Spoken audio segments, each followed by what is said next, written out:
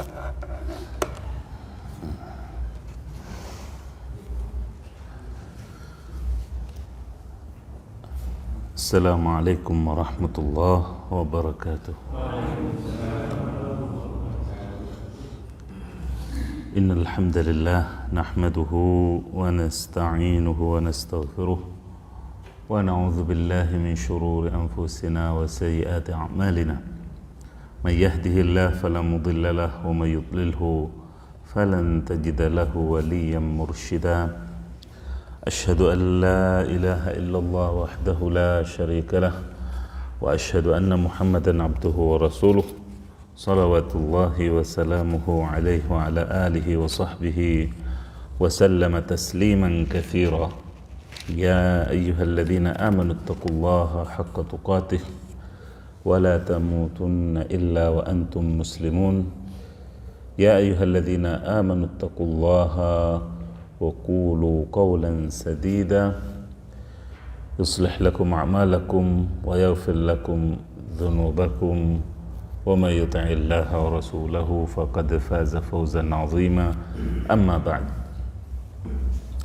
فإن خير الكلام كلام الله وخير الهدي هدي محمد صلى الله عليه وسلم وشر الأمور محدثاتها وكل محدثة في دين الله بدعة وكل بدعة ضلالة. معاشر الآباء والأمهات والإخوة والأخوات, kembali kita dipertemukan oleh Allah Subhanahu wa Ta'ala dalam rangka mendengar firman-firman-Nya, menapak tilasi jejak Nabi-Nya sallallahu alaihi wasallam. Mudah-mudahan dengan demikian kecintaan kita kepada Allah dan Rasul-Nya bertambah, juga kedekatan kita darinya, sehingga semua urusan duniawi dan ukhrawi kita dimudahkan oleh Allah Subhanahu wa Ta'ala. Amin. Jamaah yang saya hormati, pada kesempatan yang lalu kita telah sampai pada detik-detik terakhir sebelum Nabi hijrah ke Madinah, di mana tentunya Nabi kita alaihi salatu wassalam menunggu perintah dari Allah Subhanahu wa Ta'ala untuk berhijrah, karena hijrah tersebut bukan inisiatif atau rekayasa Nabi kita, tetapi semata-mata dan murni perintah dari Allah Subhanahu wa Ta'ala. Ketika Allah mengizinkan Nabi-Nya untuk berhijrah ke Madinah, disebutkan dari sahabat Ibnu Abbas radhiyallahu anhuma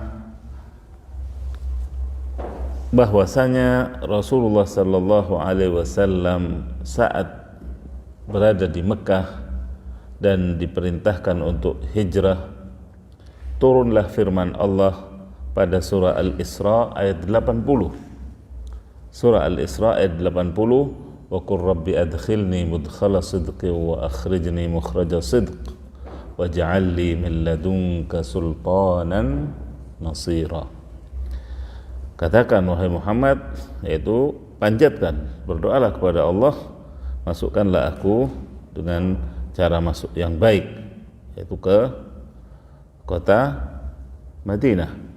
Kemudian keluarkan aku dengan cara keluar yang baik, yaitu dari Makkah, dan jadikan untukku kekuasaan ataupun kekuatan serta pertolongan darimu ya Allah. Syekh Ali At-Tantawi rahimahullah berkomentar berkenaan dengan hijrah ini dengan komentar yang indah, karena beliau seorang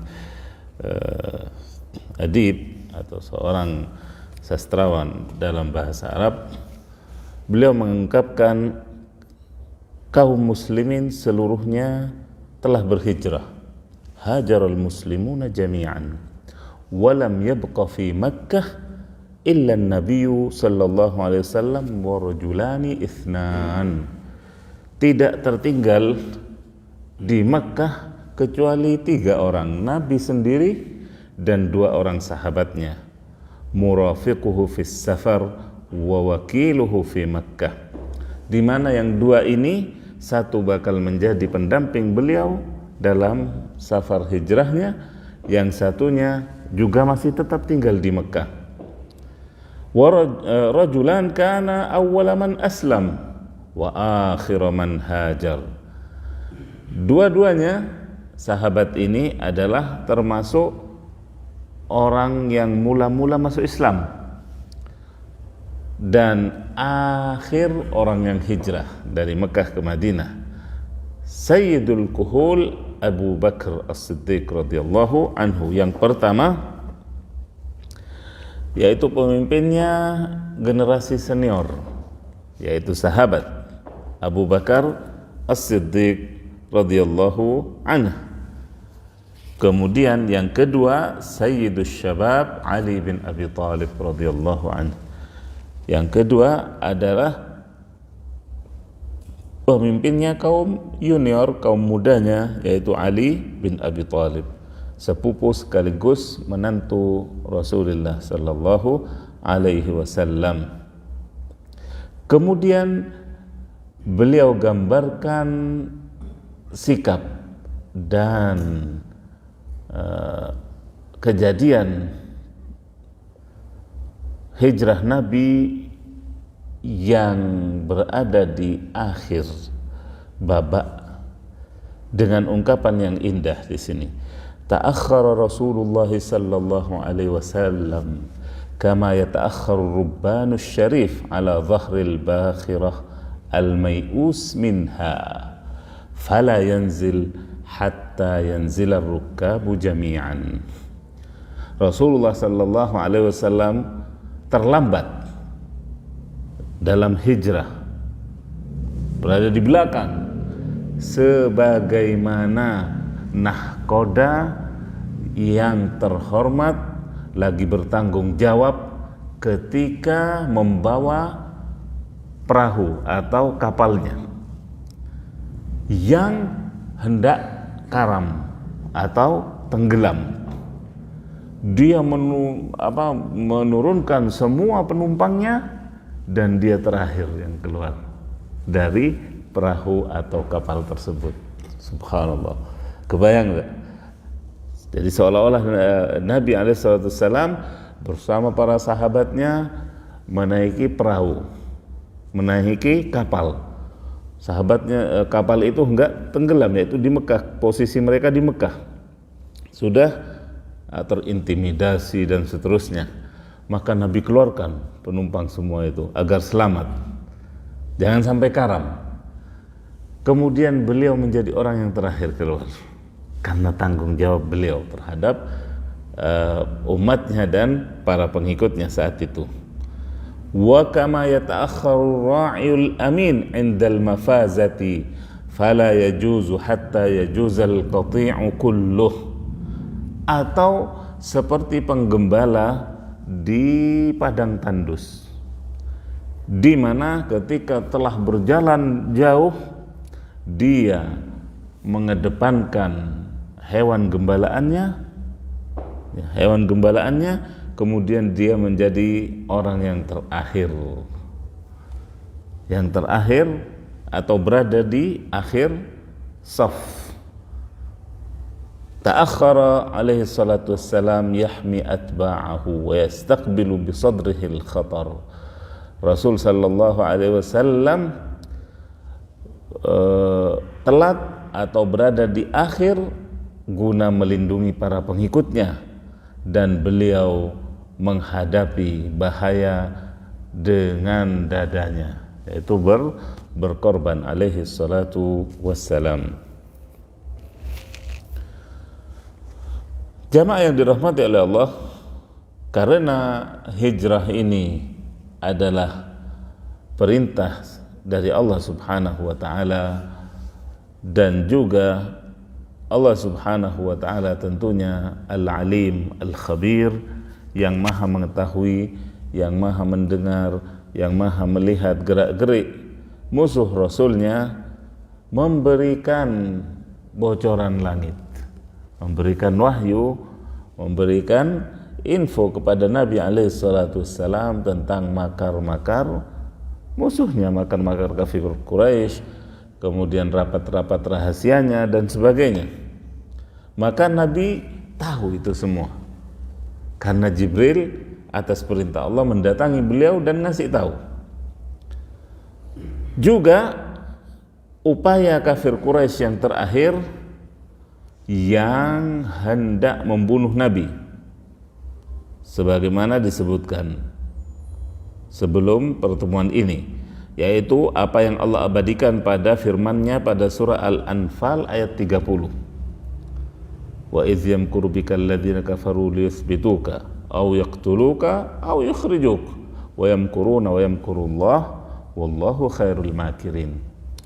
Dan ingatlah tatkala orang-orang kafir itu telah membuat makar untuk mengepung atau menjadikan Nabi tahanan kota, tidak bisa keluar, au yaqtuluk, atau membunuh beliau, au yukhrijuk, atau mengasingkan beliau, mengusir beliau dari Mekah. Mereka membuat makar, sedang Allah membalas makar mereka, dan Allah lah sebaik-baik pembalas makar. Ya. Maka Rasulullah SAW memerintahkan sepupunya yang sekaligus menantunya Ali bin Abi Thalib untuk bermalam atau tidur di peraduan beliau, di kasur atau di tempat tidur Rasul sallallahu alaihi wasallam. Ketika tiba malam keberangkatan, Rasulullah bertanya kepada Jibril, siapa yang menemaniku, man yuhajir ma'i? Jibril menjawab, Abu Bakar As-Siddiq, yaitu Abu Bakar As-Siddiq yang akan menjadi teman safarmu, yaitu Rafiqud Darb, yang akan menjadi teman perjalananmu. Maka Nabi SAW setelah mendapat jawaban pasti yang demikian dari Abu Bakar, pergi untuk menemui Abu Bakar ke rumah beliau, juga untuk koordinasi tentang bagaimana mekanisme hijrahnya, naik apa kendaraannya, kemudian butuh navigator atau tidak, karena dulu udah ada Google Map, GPS ada, ya, butuh, dan juga jalannya tidak ada jalan aspal, ya kan, subhanallah. Maka dibutuhkan, dan sebagaimana diketahui bahwasanya orang Arab dahulunya memang ahli dalam menjelajah atau mencari jejak kaki, atau yang dikenal dengan ilmu al-qafa. Sampai sekarang kepolisian pun di sana itu sering meminta bantuan orang yang pintar dalam hal ini, dalam melihat jejak atau bekas tapak kaki orang.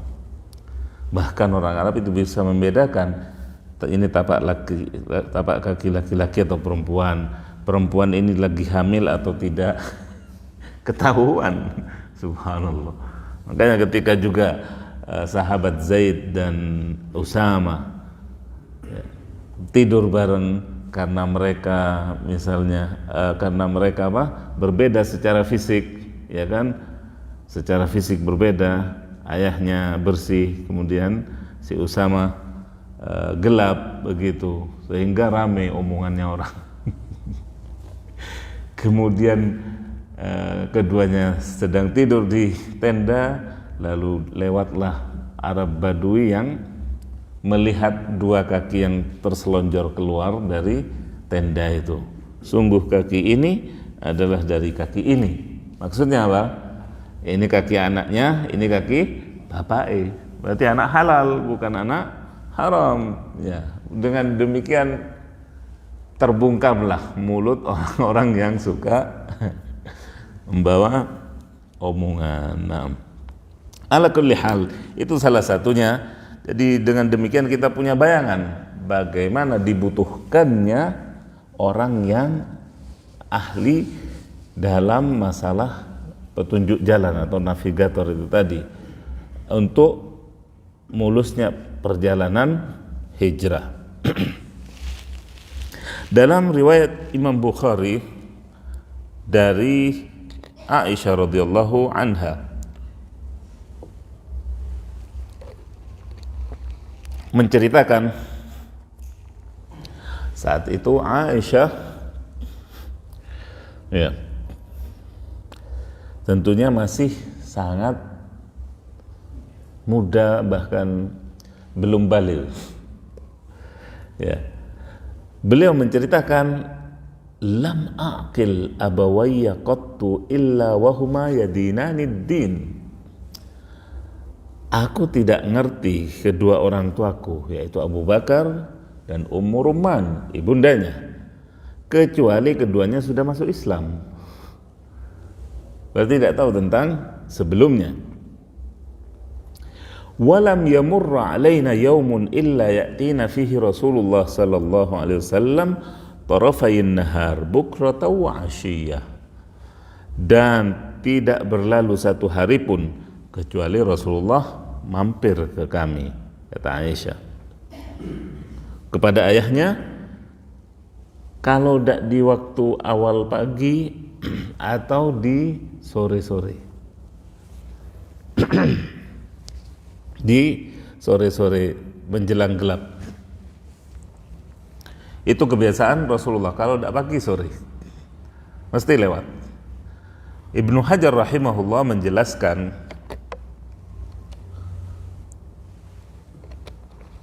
mengapa Rasulullah yang ke rumah Abu Bakar, bukan Abu Bakar yang ke rumah Rasulullah. Ada beberapa alasan. Di antaranya, yang pertama, kalau Rasulullah yang didatangi, maka kecurigaan kafir Quraisy bertambah dan keselamatan orang yang datang ke Rasulullah juga tidak terjamin. Itu yang pertama, menambah kecurigaan kafir Quraisy dan juga demi keselamatan yang berkunjung atau yang hendak datang kepada Rasulullah.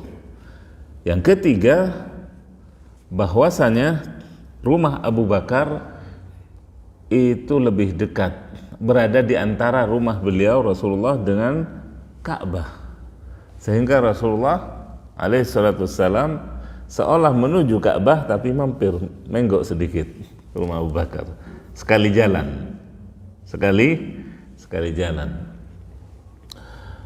Maka dari itu kecurigaan juga menurun atau reda. Dan orang-orang dulu sampai sebelum zaman digital ini memang ya kurang kegiatan, maaf dalam tanda kutip, yang kurang kegiatan. Maksudnya apa? Ada orang lewat, dari mana mau kemana ya? Iya kan? Nah, kalau sekarang hatta yang bertugas untuk mengurus, menanyai orang dari mana ke mana, mau kemana pun sibuk dengan HP, mungkin kelewat petugas keamanannya itu. Karena apa? Karena asik membaca berita, jawab SMS dan lain-lain. Kalau dulu, Muhammad itu dari mana? Mau kemana? Begitu. Ya, terlihat. Makanya di sini kebiasaan beliau di pagi hari atau di sore hari. Dengan mukaddimah ini diharapkan jelas nanti pemaparan hadis ini. Bainama nahnu yauman julusun fi baiti Abi Bakar fi nahri adh-dhahirah.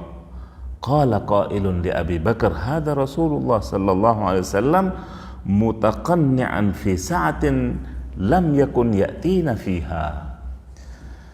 Ketika kami sedang duduk-duduk di rumah Abu Bakar, yaitu di saat mulai panas-panasnya terik matahari, yaitu menjelang zuhur. Tiba-tiba Ada yang berkata, yaitu dikatakan dalam riwayat di sini adalah Asma, kakaknya Aisyah. Asma bilang, itu ada Rasulullah datang dengan apa? Dengan menutupi identitasnya. Yaitu apa? Pakai kepalanya lebih ditutupi lebih, kemudian wajahnya juga seperti setengah, ya, hidungnya ditutupi sehingga mata saja yang terlihat sedikit. Ya seperti pakai cadar, tapi bukan cadar ya. Separuh hidungnya seperti itu, mutaqanni'an. Ya, dan sampai sekarang orang Arab sering kalau sudah apalagi hujan debu misalnya, mereka memakai apa itu surbannya kemudian dililitkan seperti ya memakai apa cadar. Tapi di waktu yang tidak biasanya beliau datang. Ya betul, karena di tengah-tengah, di panas-panasnya. Biasanya kapan? Di pagi atau di sorenya. Ini kok panas-panasnya, apa kentang-kentangnya. Panas-panasnya, iya. Kemudian Abu Bakar berkata, fida'un lahu abi wa ummi, wallahi ma ja'a bihi fi hadhihi sa'ah illa amrun. Aku korbankan ayah bundaku untuk beliau, demi Allah beliau tidak datang di jam seperti saat ini kecuali ada urusan genting, bukan penting lagi, genting, gawat ini urusannya, gawat, kata Abu Bakar. Qalat Aisyah, faja'a Rasulullah sallallahu alaihi wasallam fasta'dzana fa'udhina lah fadakhal. Kemudian tiba di depan pintunya rumah Abu Bakar, Rasulullah minta izin, lalu diizinkan dan masuk. Di sini terlihat juga adab Rasulullah SAW, minta izin dulu meskipun beliau sebagai Nabi dan Rasul.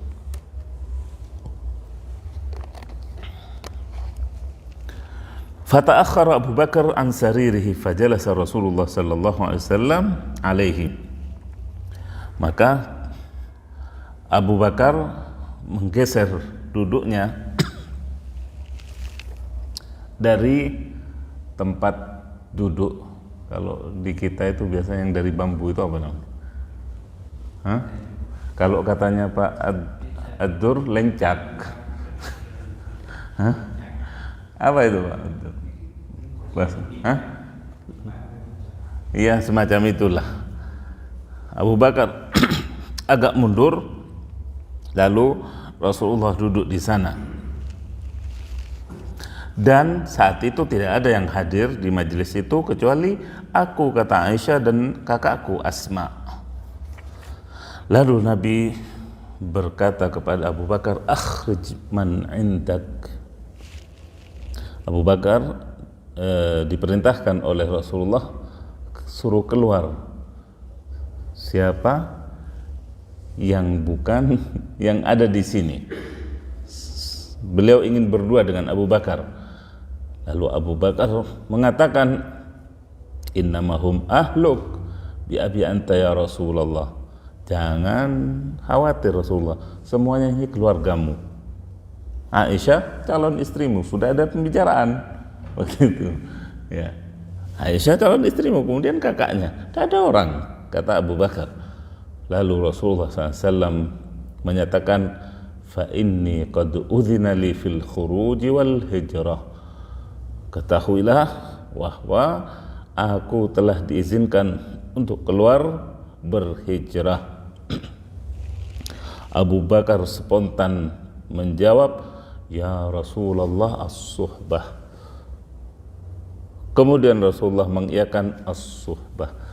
Abu Bakar meminta pada Rasulullah, yaitu saya yang akan mendampingi Anda wahai Rasulullah. Kemudian Rasulullah mengiyakan, ya kamu memang layak untuk itu menjadi teman perjalananku dalam hijrah. Dari sini jamaah yang dirahmati Allah, ulama juga mengkaitkan perkataan Rasulullah kepada Abu Bakar untuk mengeluarkan yang ada di ruangan itu selain beliau sendiri dan Abu Bakar, dengan sabda beliau yang lain,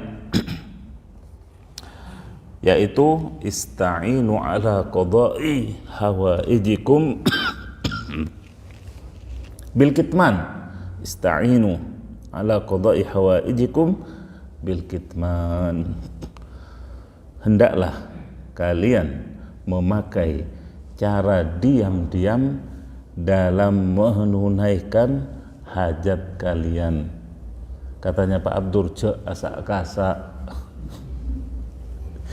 Ya itu tidak usah woro-woro, ake wurungi. Ya tidak usah keluar-keluar dulu ngomong-ngomong banyak, akhirnya banyak tidak jadinya. Ya kan? Iya, itu perintah Nabi alaihissalam. Tahu-tahu sudah jadi. Begitu. Juga tidak mengundang hasad. Tidak mengundang hasad, tidak mengundang mata ain, tidak mengundang bujangan misalnya. Cerita ke teman-temannya, aku mau nazar. Akhirnya nazar aja tidak jadi-jadi. Kenapa? Tidak pakai perintah Nabi ini, ista'inu. Iya, ala qada'i hawaijikum bil kitman. Sudah masih mau nazar, bilang ke temannya lebih ganteng, lebih kaya, selesai. Dapat duluan. Disalip kiri lagi nyalipnya. Nah, makanya diam sampai kemudian urusannya matang. Sudah lampu hijau, sudah ditentukan hari hanya, tidak apa-apa, tebar undangannya, begitu ya. Ini yang bujang suka. Nah, begitu pula dalam perkara hijrah lebih genting lagi. Ini urusannya nyawa, bukan urusan gembira, tapi urusannya nyawa, taruhannya nyawa.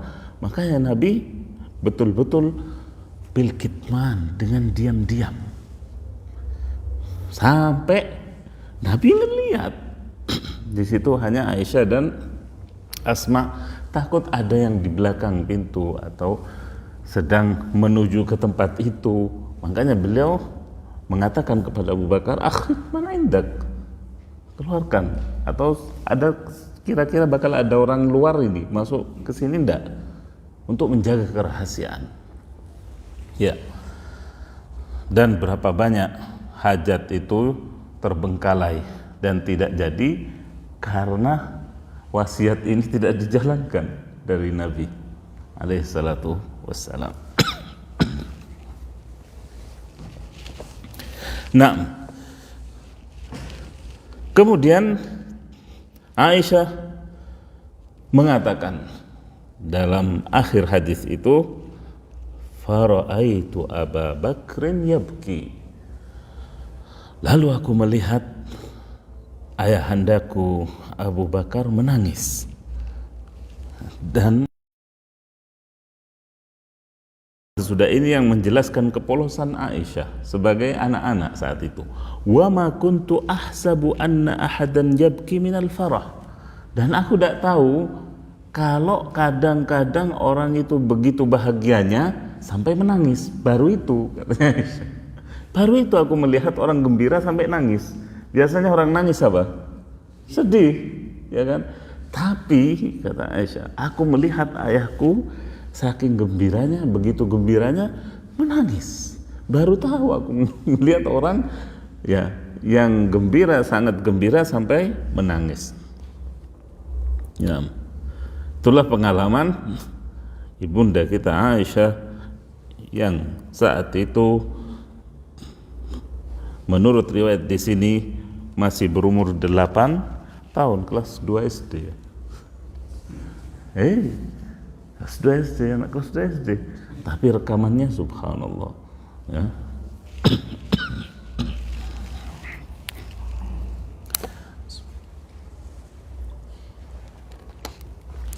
Kemudian Abu Bakar berkata, ya Rasulullah, indi naqatan wahai Rasulullah, aku punya 2 unta betina. Qad kuntu a'dadtuhuma lil khuruj. Aku sudah menyiapkan jauh-jauh hari 2 unta ini untuk urusan hijrah ini. Ya. Berarti persiapannya sudah lama dari Abu Bakar. Fakhudh ihda rahilatai hataini. Maka ambillah, pilih dulu engkau, yang milih dulu. Salah satunya untukmu, satunya lagi untukku. Abu Bakar persilahkan Rasulullah dulu. Maka Rasulullah menyatakan bithaman, yaitu dengan syarat, aku beli loh. Tak mau aku dikasih. Loh, ini juga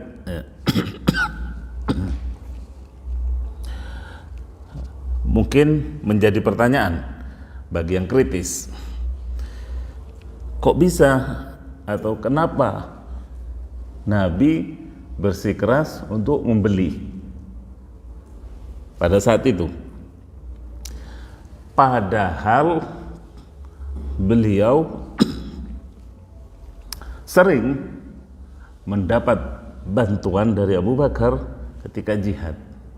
Ya Pak ya, semua yang dimiliki oleh Abu Bakar yang ada waktu itu dipegang, dikasihkan untuk persiapan perang ini dan itu. Tapi kenapa ketika hijrah Rasulullah katakan bisaman, dengan syarat aku beli. aku beli. Di sini ya, Al-Imam As-Suhaili menjawab pertanyaan kita semua. Li'annahu sallallahu alaihi wasallam ahabba an takuna hijratuhu ila Allah bi nafsihi wa malihi raghbatan minhu alaihi salatu wassalam fi istikmali fadlil hijrah wal jihad ala atammi ahwalihima. Karena Nabi alaihi salatu wassalam berharap dan menginginkan bahwasanya hijrahnya kepada Allah atas perintah Allah dengan dirinya, jiwa raganya dan hartanya, juga keinginan beliau, yaitu dengan sukacita beliau untuk kesempurnaan pahala hijrah. Allah, Rasulullah ya, karena itu momentum yang sangat bersejarah, seperti beralihnya kiblat, seperti pindahnya ya dari satu rukun ke rukun yang berikutnya, periode Mekah ke periode Madinah. Ini perpindahan yang signifikan, titik tolak yang luar biasa. Maka di dalamnya tentunya pahala yang berlimpah, dan Rasulullah ingin menyempurnakan pahala itu, sedang beliau alaihissalatu wassalam ya, sebagaimana diketahui telah diampuni dosanya yang telah lalu dan yang akan datang. Tapi dalam ibadah beliau alaihissalatu wassalam tetap berupaya dan bertekad untuk sesempurnanya dalam ibadah ya, termasuk dalam hijrah ini. Naam. Lalu Nabi alaihi salatu wassalam memilih satu unta yang disebut Al-Jad'a.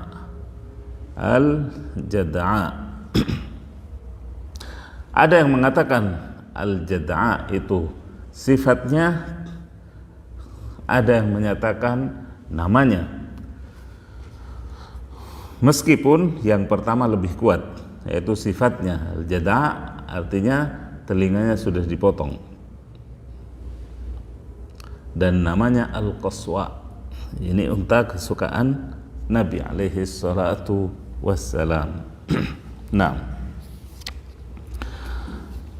jamaah yang dirahmati Allah, poin berikutnya yaitu istijaru Abdullah bin Uraiqid dalilan,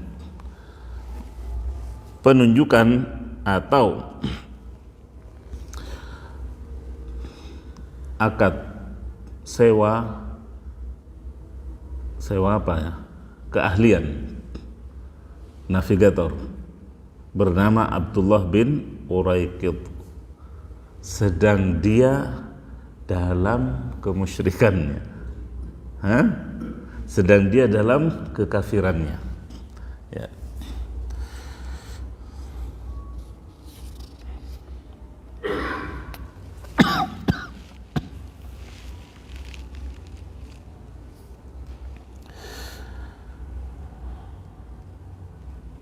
Di sini terhadap keislaman orang ini setelah kejadian hijrah, para ulama berbeda pendapat karena tidak disebut secara pasti. Az-Zahabi rahimahullah menganggapnya sebagai sahabat karena beliau memandang atau mendapat mungkin catatan bahwasanya orang ini masuk Islam sehingga masuk ke jajaran sahabat, karena sahabat adalah orang yang berjumpa dengan Nabi dan beriman kepada beliau dan mati dalam keadaan Islam. Orang ini berjumpa dengan Nabi, bahkan menjadi pengantarnya ketika hijrah, kemudian beriman, kemudian mati dalam keimanan. Ini menurut Az-Zahabi. Akan tetapi Imam An-Nawawi rahimahullah dan Abdul Ghani Al-Maqdisi dalam sirahnya menyatakan la yu'raf lahu islaman, tidak diketahui keislamannya. Imam Nawawi juga menguatkan pendapat ini yaitu tidak menemukan orang yang menukil kepada beliau tentang masuk Islamnya Abdullah bin Uraiqid ini. Makanya beliau tidak dimasukkan ke dalam jajaran sahabat.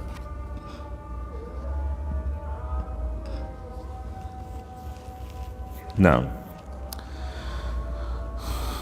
Rasulullah SAW dan Abu Bakar menunjuk orang ini yang berasal dari Bani Adil bin Bakr sebagai navigator yang ulung untuk perjalanan hijrah keduanya, sedang dia dalam agama kafir Quraisy.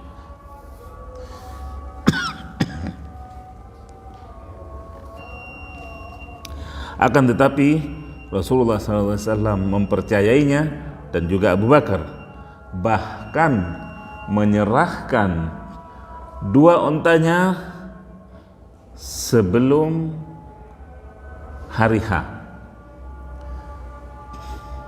yaitu menyerahkannya untuk ketemu di luar kota Mekah, yaitu di Gua Thaur sesudah 3 hari, ya 3 hari sebelumnya. Dan begitulah rencana awal dari hijrah ini berlangsung. Wallahu a'la wa a'lam. Waktu juga yang batasi kita. Insyaallah semuanya jelas, tidak perlu pertanyaan. Silakan. Bismillah.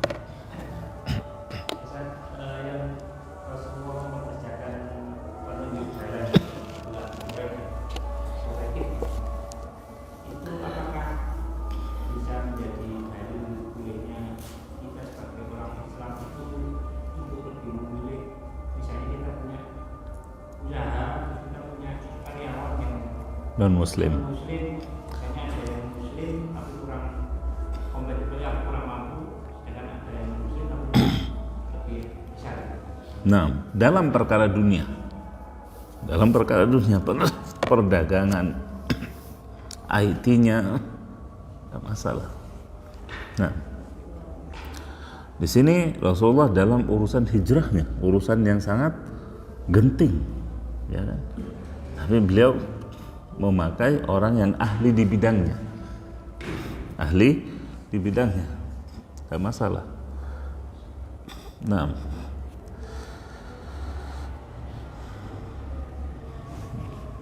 selama tidak berkaitan dengan agama kita.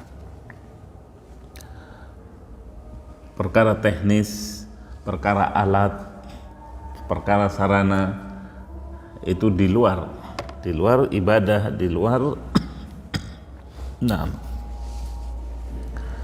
maka dibolehkan. Allahu a'lam. Ada lagi? Baik, saya kira cukup sekian. Subhanakallahumma wa bihamdik, asyhadu an la ilaha illa anta, astaghfiruka wa atubu ilaik. Wassalamu alaikum warahmatullahi wabarakatuh.